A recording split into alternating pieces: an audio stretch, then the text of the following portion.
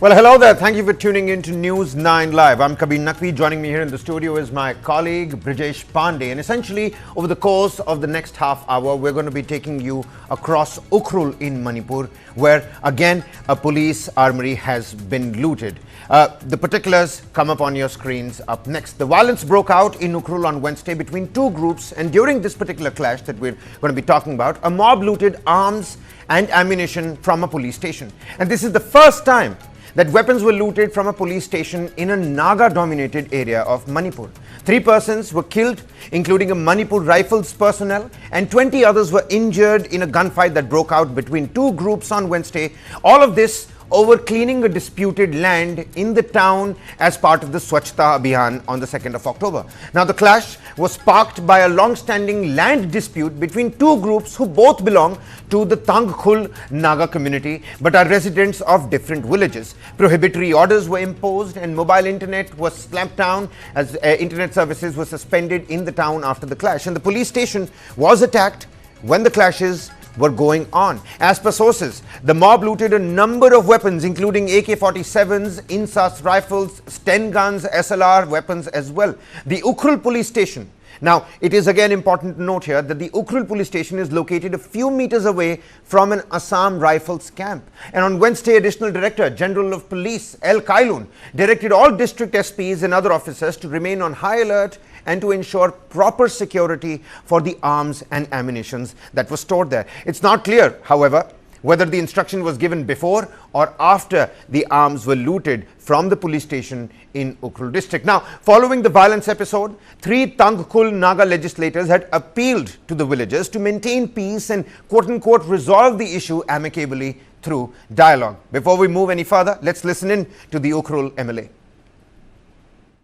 You know, when it comes to estate or the land dispute or boundary dispute, the worst animal instinct comes to every human being. This is nothing but a land dispute. This land dispute has been going on since 1990, when Mr. L.L. Peter, Irishman, was the first SPO. Since then, they have been fighting this land dispute. It is now pending in the High Court. Imagine for the last more than 100 years, they have been fighting in the court. So when it comes to boundary, estate, land, the worst animal instinct comes out. Otherwise, they are like a neighbor, same, people. Well, to also tell the viewers, Manipur has witnessed separate incidents of arms being looted from the state armories and police outposts following the violence that erupted in 2023. However, in all those cases, the areas concerned were dominated by either the Meiteis or the Kukis. The fact that weapon looting is taking place in a Naga-dominated area is a matter of concern. Army Chief Upendra Dwivedi, he said that only 25% of looted weapons have been recovered in the state, a big question mark on the remaining 75%. To talk more on this, joining us on the broadcast is B.L. Vora, former Home Secretary and ex-DGP Manipur. A very warm welcome to you, sir. Suhas Chakma, Director, Rights and Risks Analysis Group. Always a pleasure to have you with us. And Lieutenant General Sanjay Kulkarni, Defense Expert and former DG Infantry. Always a pleasure to speak to you as well. Mr. Vora, I'm going to come to you first to just get the ball rolling per se, perhaps. Let's put the facts on the table here. It's happened in Ukhrul. This is a Naga-dominated area. We're talking about weapons being looted from a police armory, this police armory being right next to an Assam Rifles camp. Now, the only pattern that does connect this Naga-dominated area's looting to the larger unrest in the state is the fact that weapons were being looted. Be it an issue as simple as a land dispute, weapons were in fact looted. Now, the recovery of weapons, does that seem to be the biggest challenge? We're already looking at this unrest getting expanded now that the emissary between Kukis and Meiteis joining into this dispute of gunfight, gun battle. How are you looking at this? Could you elaborate the situation for the viewers here? Mr. Kabir, I think this issue is not linked with the Kuki-Meitei clashes. This is a Ukhrul thing. It's not. Ukhrul, as you said yourself, is a totally in Naga-dominated area. Beautiful place. When I was first posted there in 1980, I had gone at that time also. Now, in this particular case, I think it's the police failure altogether. Intelligence lack of coordination, lack of action. And I think they were really not proactive. As far as the weapons looting is concerned, they will, I'm afraid, go into the hands of the NSC and there.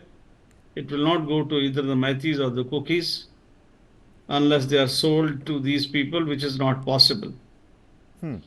All said and done, very unfortunate, a new dimension added, but I think it's a stand-alone incident. All we need to do is to be careful in future. Once upon a time, this area was so bad, people could not travel from Imphal to Ukhrul, and many army convoys were at that time ambushed, and there used to be a lot of loss of lives. Things are much better today, and as I can see from the pictures, it was a very, honestly, very primitive village at that time. Beautiful place with clouds all around. Now, of course, it seems a lot of buildings have come up. I haven't there been for long. But anyway, as I told you, my comments are isolated incident, carelessness of the state administration. They need to pull up their socks, definitely. Recovery of weapons should be tried, but I have my doubts. I think they will go to NSC and IM. Thank you. All right, all right, all right. First comments there by B.L. Vora. Suhas Chakman, Director, Rights and Risks Analysis Group. I would like to bring you in. Well, Mr. Vora here talking about a new dimension that has been added to this unrest that we're seeing in the state for the past, more than a year. This is a standalone incident, but could you see this playing some sort of impact into the larger unrest that we're seeing? Also, throw some light on Ukhrul, the Naga community, its demographic share in the population of Manipur as well, Suhas.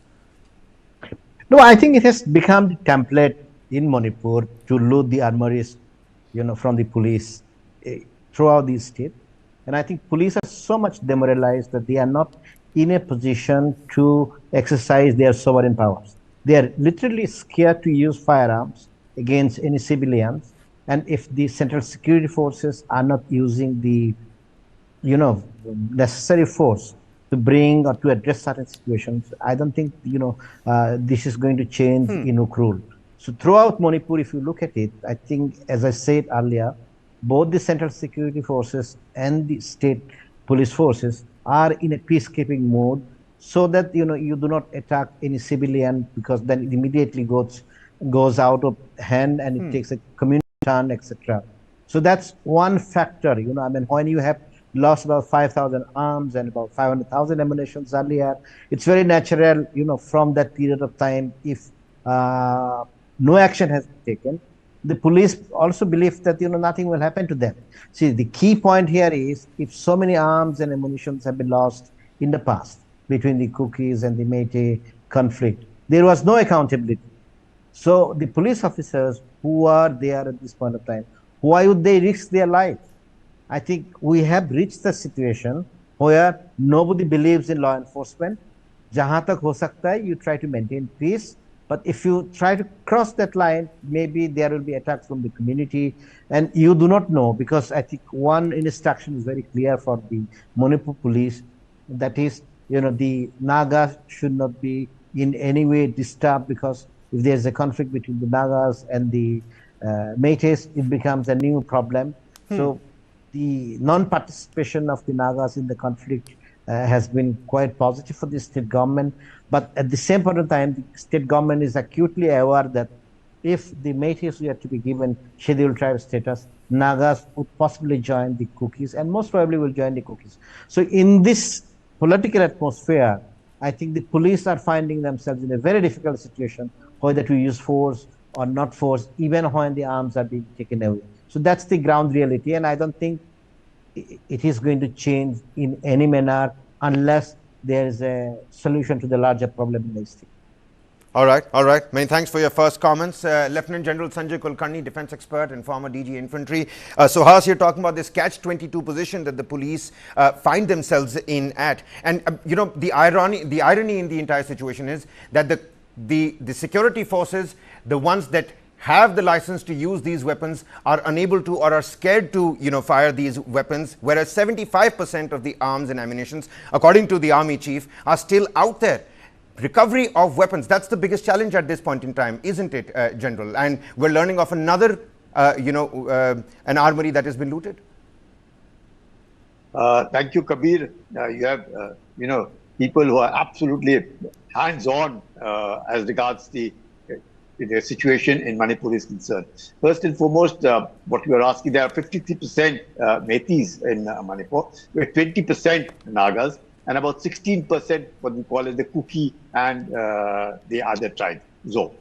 Now, having said that, the Nagas per se are in majority in Ukhrul, they are in majority in Senapati, they are in majority in Chandel and Tamenglong. So these are 4 districts where the Nagas are in prominence. And we have the NSCN-IM that which hadn't sort of gone along with the accord, what we call the Shillong Accord. And thereafter, then in 1997, we went for a ceasefire with this group. And then in about 2015, a peace accord, which have yet to be finalized, but yes, the peace accord, wherein Mr. Ravi, who's presently the governor in Tamil Nadu, and the Prime Minister, Mr. Modi, he's the one who actually got them on the table, and the peace accord was signed. But notwithstanding, their past record of the NSCN has been, they were very, very, the things were coming from Thailand-Cambodia border, weapons coming in from there, Pakistan's involvement, the various involvements of China and all these people, their own ideologies being closer to China with Mao Zedong and things of those kinds. But notwithstanding all that, well, a peace accord in place, but yet not finalized. With Moeva saying something else in an interview that they still stick on to what they call their flag, their constitution, and everything of that kind. So there is something which is happening in this area which is not very, very peaceful. And in that background, we find that both Tangkul Nagas, with one in the Hong Kong district, another similar called the Hangpur district village, these 2 villages, on a Swachh Andolan, that Abhiyan, which was going on, and a land belonging to one village, not to the other, leading to 3 people dying, losing their lives. One of it is from the 6 Manipur Rifles. And yet, though you're saying 20, I'm told a little more, but 10 critically ill, things of kind, and all kinds of weapons looted. It's something which is really, really bad.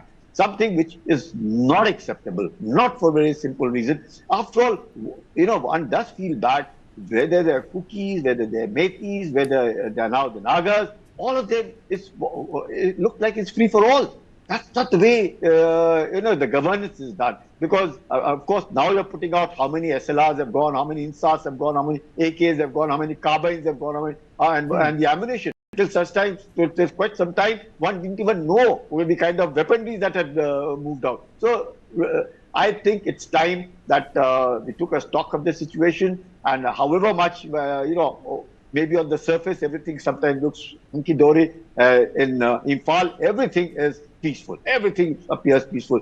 There are small trigger incidents like this, and I go along with Mr. Vora because he is an outstanding man who's done tremendous service, who's there, he's more of a Manipuri than anybody else of us is. And therefore, when he says it should be seen as an isolated, as an incident. But the fact is that these weapons will not come back, like what you were saying of the chief, that Kuki Mehti, out of the 6,000, 25% came back, and the balance that came, another 25%, are the ones which are not there at all looted. So you can well imagine the kind of a weaponized society, which one has to be very, very careful of, and one needs to be really wary about this kind of incident, and it just cannot happen. For a very simple reason. After all, a dispute does take place. So many things, you can't happen a dispute taking place and somebody else suddenly going to a Naga-dominated police station and pull up the weapons and run away from there. What's all this? It's something which is definitely alarming. We all really, and he's right when he uses the word, pull up your socks. That's the only way. And the administration and everyone, they have to chip in. This is not acceptable. At least I would say not acceptable, because this can lead to complications. As it is, NSC and IM, we are in for a peace accord. So many things happen. Small triggers take place. Though weapons may not go to the Kukis, may not go to the Metis, but as it is, the society is virtually weaponized, which is not good. And how do we bring in peace if this is what is going to happen? And a trust deficit amongst the societies. There has been a long Naga Kuki, what happened in 92, a long this thing. Of course, everything went well. Everything was fine till, I would say, the 3rd of May. But thereafter, things have gone wrong. I think really we need to do some introspection. Yeah, Kabir. All right. British, I'm going to come to you next. Echoing along the points of all the panelists that have spoken to us at this point in time, it seems like a catch-22 situation for the police. It is a new dimension. Mr. Vora of the opinion that this is a standalone incident. Suhas Chakma essentially telling us that the Nagas haven't essentially politically entered the tussle at this point in time. Works out very well for the state machinery at this point in time. But the way forward, I mean, you're talking about 6,000 weapons, 25% only coming back, and sophisticated weaponry that is out there. General Kulkarni used that word. It's a weaponized society at this point in time. How do you move forward? How do you talk about reconciliation? Those kind of words, do they even make sense in Manipur's lexicon right now? Well, if I'm asked for the graphics describing, what all weapons that have been, seized by or taken away, looted by the miscreants. I mean, if you look at it's like 8 9mm pistols, 6 INSAS rifle, 3 AK-47 rifles, and then, when you go on to say 2 9mm carbines, 1 SLR, 1 Sten gun, 340 INSAS rounds, and then 250 carbine rounds, 201 rounds of 9mm pistol, and then you go on to see 180 rounds of AK-47, 10 rounds of SLR. So it's not a small loot. It's a very sophisticated, highly sophisticated loot. And I partly agree with what Mr. Vora is saying, that it's a standalone incident in Ukhrul, but I completely agree with what Suhas is saying, that it is becoming template for across the state. The fact of the matter is that now situation has come to a point, Kabir, in the state where looting the police armory seems to be the easiest thing to do. And there is somehow no resistance whatsoever. If you look at the statement, this is the copy which was published by the news agency, leading news agency. He says that the ADG police is saying and asking all the police stations to be alert and protection to be given to the arms and ammunition. It was always the other way around. Arms and ammunition were used to protect the might of the state and protect the dignity and honor of the policeman. It is now the other way around. Now the arms and ammunition needs protection from these people. And it presents a very, a disturbing picture, an overall disturbing scenario in the state of Manipur. Be it valley, be it hills, a lot of armory is being looted and looted at will. And there have been zero resistance, which points to the kind of pressure the police forces in, and it's a very, very disturbing scenario. It may be a standalone incident, but it says that, that the only thing you can do with impunity in the state of Manipur, it looks like, is that, that the police armory is definitely not a very safe place to be, and it presents a very scary picture for the state administration and people at large. Right. I'm being told Suhas Chakma wants to come in. Suhas, your comments? No, I just wanted to, supplement what Brajesh was saying. Right. Then when the police themselves are looted, it basically means there is nothing exists in terms of the rule of law. I think what I wanted to point out is that the looting of the arms, in the penal code is a criminal conspiracy.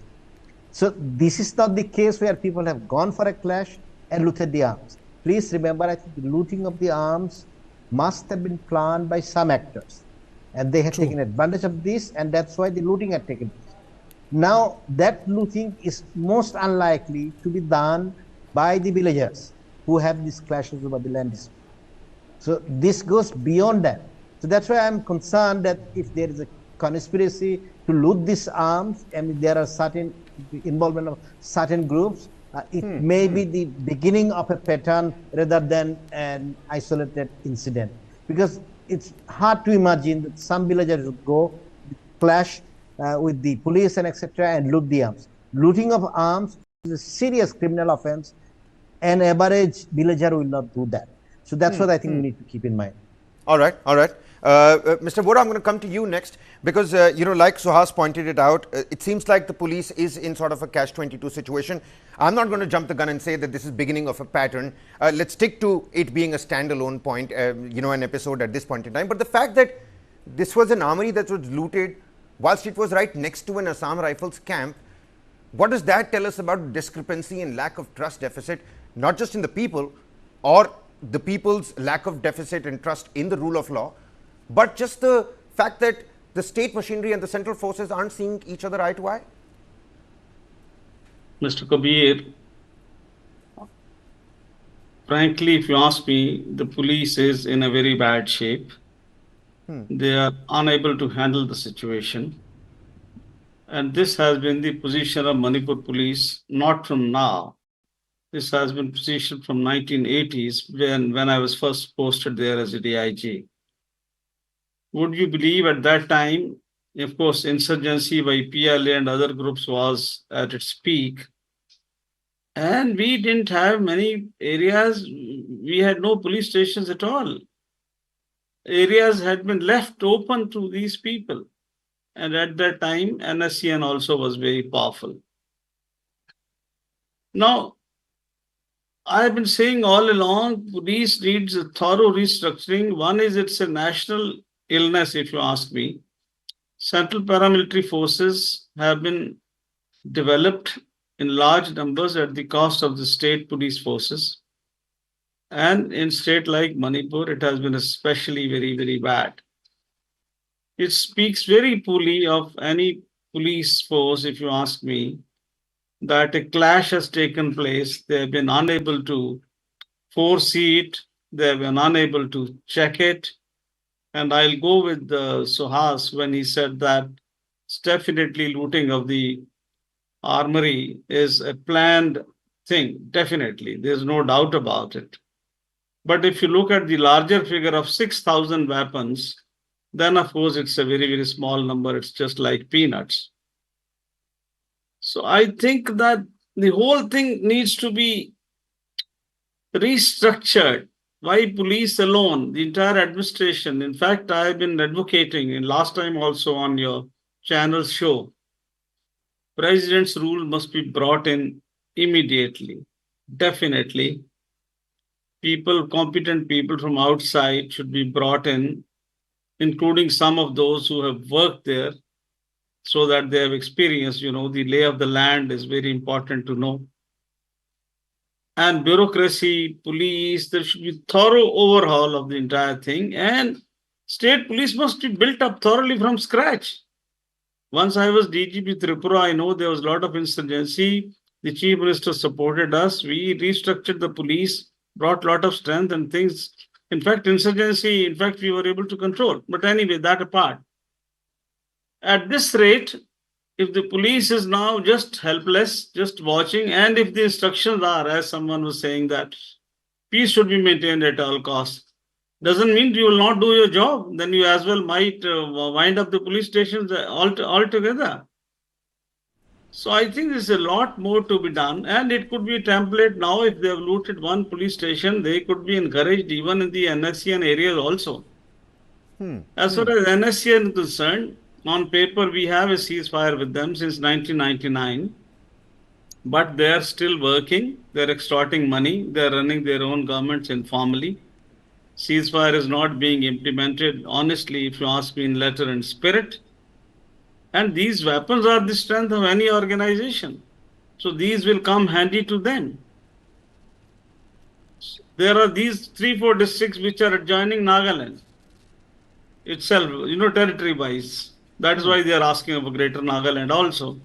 So I think these police stations now need to be guarded. Now it seems to be a very funny thing now that the police station's armory has to be guarded by the police. That's exactly what we were talking about here, Mr. Vora.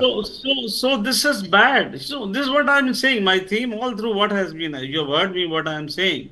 And I think they'll have to pull up their socks faster. Absolutely. There's no question at all. If nothing else, post CRP companies in each police station straight away. Do that. Give them a lot of strength. And to say we will not act to maintain peace is not a right thing to do at all. What for are you meant if you can't take action? So I'm sorry, saying things are really bad. Lest they go out of hand, even in the Naga areas also. I think we should be very, very careful. All right. Kabir. I'd like to bring in Suhas Chakma again. Suhas, talking about the Naga community as well, being the emissary between the Cookies and the Meiteis, we're talking about a possible pattern that is about to begin now. How does this now change things? I mean, you're talking about the interlocutor, the neutral party between these two sides, and now suddenly they could very well be part of this larger unrest. How could this, deal sort of a blow? Could it be looked into a positive light, a negative light? How does one go about this now? No, I think I am very concerned about what has happened because whoever has done it, if there are involvements of certain organizations, irrespective of whichever it is. This could not have been done without sanction at a certain level. Whichever organization has done it, there had to be some kind of approval at the higher level, because if this incident had taken place, there had to be some response from the state. So in that sense, I think it is extremely concerning whether this in any manner indicates the participation of certain organizations in this conflict. Now, please remember the fact that when, despite the fact that the Nagas had been acting as the interlocutor. But remember the fact that both the Nagas and the Kukis, they belong to the scheduled tribes community. So they see the grant of scheduled tribe status to the Métis as a threat, not only to the Kukis, but in fact the entire tribal groups. So that's why I think it is quite concerning, and I think it is not possibly connected to Myanmar, but I think what we are seeing that across Southeast Asia, across Myanmar and the bordering states, the edifice of the state structure is collapsing. The government no longer exists. So if you can do that in Myanmar, you can do that. If you can do that in Manipur mainland or in the valley, then you can do it in the Naga Hills. Then there is nothing left as far as the state structure is concerned. And that's why I think I agree with Boraji that there should be some kind of reform. But without the sanction of the political authorities, nothing is going to come up. And at this point of time, actually, nothing is coming from the political front. It is as if, free for all, whoever wants to do whatever they want to do. In fact, even the FIRs are not registered. If the FIRs are registered, they are not investigated. Courts do not function. The courts and the police, everybody have, every institution has become, in a way, I would say, not communalized, but in a way they have become segregated. So the institutions no longer exist, and that's the sign of a failed state. And I think unless the political leadership acts in a manner taking into account what is happening beyond the Kuki and the Métis areas, then I think we are in big trouble.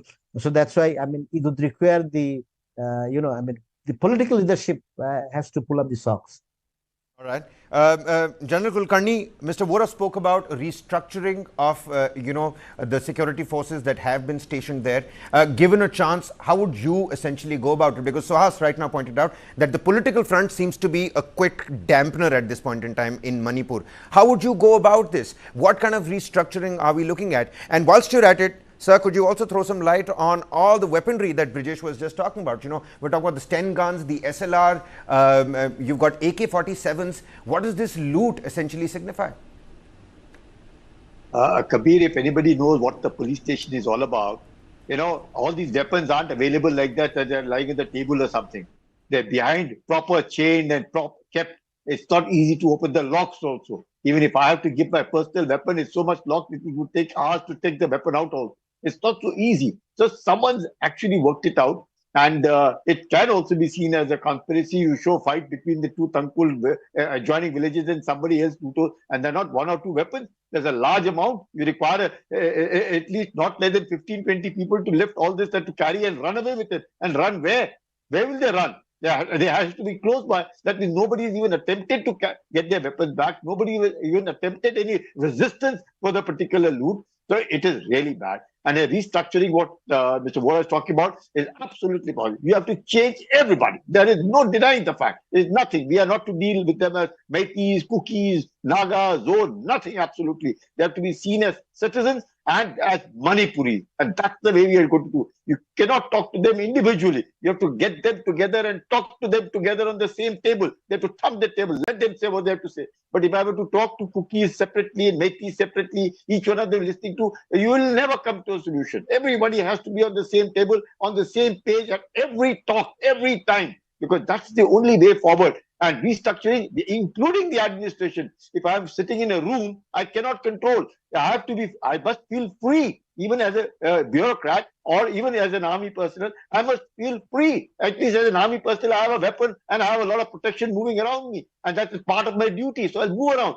But what about the others? They will be feeling very scared. Now, everyone's in their own little this thing. You have districts which are Naga-dominated, you have districts which are Kuki-dominated, you have districts which are Meiti-dominated, each one of them independent. That's not the way. That is not the way to run. Everybody has to stay together, and no Kukis, there are no Meitis, and there are no Nagas, or Zor, anyone for that matter. They are Manipuris. They have accepted that. And that is how we have to form. And each one of them, it is not that they don't understand. They all understand. They're very good people, excellent people. You can't find better people. And that's the way you'll fall in love with the place. You'll fall in love with the people. That's the kind of community that they all are. And today, when you see all of it, I think I would go along that this entire restructuring has to be done. Nothing. There should be trust. There should be good feeling. The cookies must feel, yes, there's trust in the government. The government must be able to take everybody along, irrespective of what it is. You are part of this country, and you belong to the state of Manipur.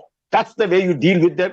And what they say, doodh ka doodh, pani ka pani. If I'm wrong, and if I'm told I'm wrong, I may protest, but in my heart of heart, I know I'm wrong. I'll just walk away from there because I know that I'm wrong and I should not have done it. But this kind of a thing, there should be no casualties, nothing like that. Can you imagine so many weapons being looted and nobody has even said anything? And if you saw the first statement that came out, they didn't even know the number of weapons that have been looted. It is now that I see that so many weapons have been looted. So this kind of a situation is not acceptable. It's not looting a weapon. It's like handing over of the weapon. Yeah, please take them. Yeah, whatever is there. It is like, putting it your wallet or your life. So you say, okay, here's my wallet, leave me in. Yeah, you do what you want to do. They've seen that in the previous thing, they've done it themselves now. I think it's bad. It's absolutely bad situation. And now is the time to really reorganize the police, reorganize the administration, reorganize everything. The people who are familiar with it, yes. If they're too familiar with it, out. There's too much of familiarity is also bad. People aware of it, and start the administration all over again. That's another pertinent point that the general has raised over here, Brijesh. I mean, if you know too much about the location, then, I mean, that can also, act as a deterrent as well.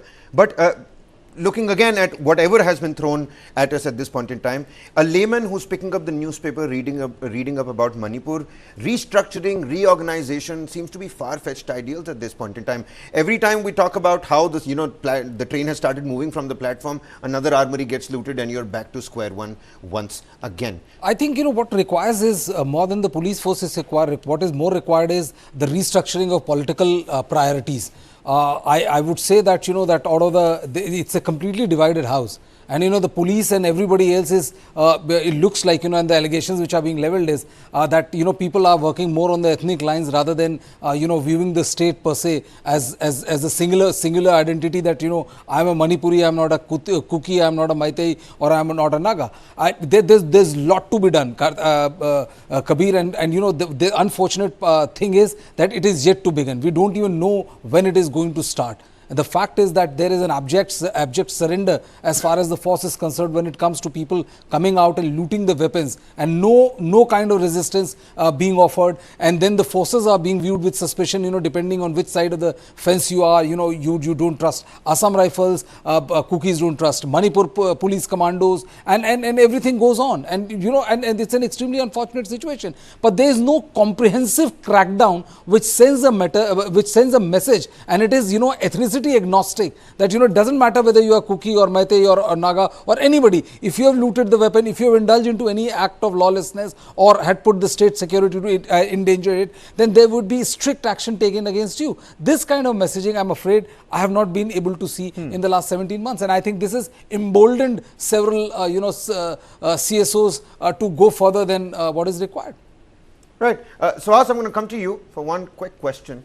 I was reading up about how the elderly in the Naga community, they had come out and, asked everybody to, stop with the violence, stop with the agitation, the aggression, rather, and come onto the table, amicably solve things out. Trust you me, had this been a story coming out of North India about how two sides were fighting it out about who is going to clean a particular portion of land, it would have been seen in a little bit of a positive light. But the elderly in the Naga community coming out and saying that let's amicably solve things. Do you think that this little issue, this standalone issue, like Mr. Vora put it, rectifying this issue, the steps have been taken in the right direction, the first few steps rather? Well, absolutely. I think, the peace process is still on, and I do not think what the leadership of the Naga community would like to engage in any kind of conflict which could be seen the peace process. So I think it's a very good move on the part of the Naga elders, to encourage people. And I think Naga elders also could appeal to the people, to return the weapons. If, that sends a very good message. And this kind of initiative, at the end of the day, could help to build a larger peace in the state. So I think it's a significant step, and it's very difficult to see that some of the groups who are engaged in the peace processes with the government of India going out of their way to disturb the peace process. But there are so many elements so many people who are active into it. It's very hard to imagine who are involved with this. But I think if the Nagas elders have sent this message, I think it's a message to the people that those who are breaking the law in this manner, they should not intervene. And I think that message is very clear. All right, Mr. Vora wanted to come in. Mr. Vora, your comments? I just wanted to say two things. You don't have to be Nostradamus to tell you that things have been like this. They will continue to be like this. In 1980, when I went, things improved a little. In Imphal Valley, in Imphal town, there used to be firing from the streets of Imphal. I had then written a fictionalized version of the situation there, and I had said Rebels of the Valley, that was the name of the book. And I had then said that this situation is going to continue for long. And about two and a half decades ago, the then Home Secretary, he had asked me a question whether we have lost Manipur. Our total model is flawed. Army was inducted there. Army is there till today. And they have permanent establishments. I'm not finding fault with the army. Point is this doesn't help. Unless the local police is strengthened by people who owe loyalty to the state, and unless politically you are very strong, in this country, unless there's a political will, nothing can happen. That has been missing all through, let me tell you. The place has a lot of ills. It has this corruption. It has this now these new dimensions of communal leanings and all. So, as I said in the beginning, let's have the president's rule. Let's restructure, overhaul the whole thing and go with an intent. I think Indian state must put its entire might into the situation at the moment on all fronts, whether it's diplomatic, whether it's security, whether it's political, whether it is bureaucratic, everything. Otherwise, we had this situation now, and it is becoming from bad to worse and worse to worse, and to continue. Does it give a signal to people that, well, you can't do anything, you're so helpless? Is the Indian state so helpless that you can't handle a situation like this? I think I rather regret it, let me tell you very honestly, Kabir. Thank you. All right, then. I mean, Mr. Vora, do stay on with us. Violence did break out in Ukhrul on Wednesday between these two groups, and during the clash, the mob looted arms and ammunition from a police station. Now, this is the first time that weapons were looted from a police station in a Naga-dominated area of Manipur. 3 persons were killed, including a Manipur Rifles personnel, and 20 others were injured in the gunfight that broke out between the two groups over a cleaning of a disputed land in the town as part of the Swachhata Abhiyan on the 2nd of October. Now, the clash was sparked by a long-standing land dispute between two groups who both belong to the Tangkhul Naga community but are residents of different villages. Many questions that have now come about. We're talking about a catch-22 situation for the police, a standalone challenge or not. There's a big question mark on that front. But does it add a new dimension to the larger unrest in the state? Well, that's what we're trying to decode.